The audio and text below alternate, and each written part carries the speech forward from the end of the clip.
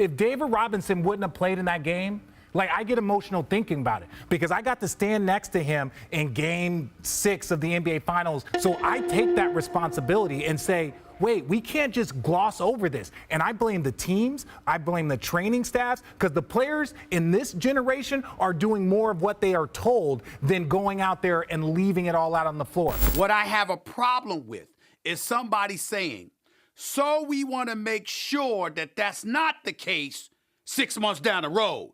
Here's how we're going to manage you now while you're charging the paying customer money.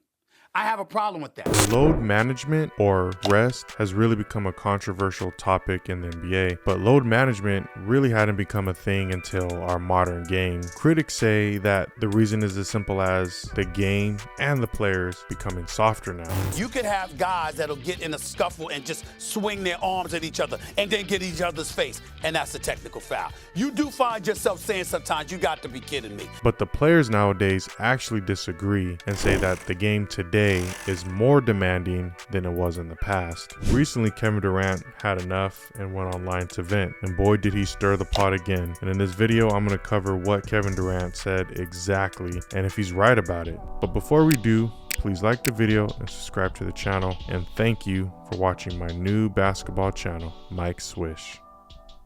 Recently, a fan went to Twitter and started comparing the durability of Jordan versus the likes of LeBron and Durant. He claimed Jordan played in every game for 9 seasons, while other players combined played 39 seasons and only played in every game 3 times. And yep, you guessed it, Durant responded, claiming that our modern game has actually evolved and is faster, which requires more running and puts more stress on your body. But does Durant actually have a valid point here? Let's get into it. To actually understand the criticism of players not playing and resting more often, we have to paint the picture as to what the game once was. The 80s and the 90s was a very different era of basketball in so many ways. Players back then were expected to play every game unless you were seriously injured. There was a mentality that you should play through pain and discomfort. A few crazy examples is Jordan played in all 82 games 9 different times in his career. Karl Malone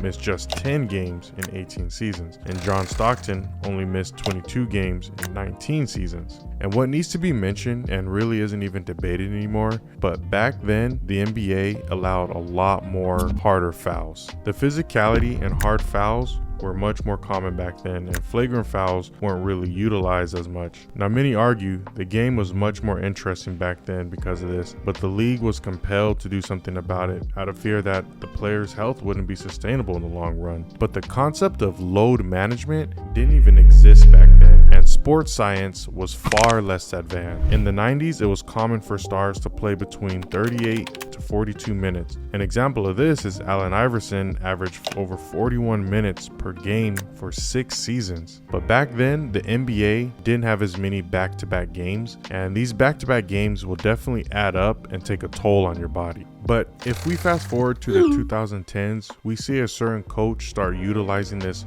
load management idea and start resting healthy players regularly. And this coach is Greg Popovich. People started seeing players like Duncan, Parker, and Ginobili listed as did not play due to old age. And as you can imagine, this had mixed emotions, with the most controversial incident happening in 2012. Popovich decided to rest Duncan, Parker, Ginobili, and Danny Green during a national televised game against the Heat, and the NBA ended up fining the Spurs $250,000. The following statement is from Commissioner David Stern. The result here is dictated by the totality of the facts in this case.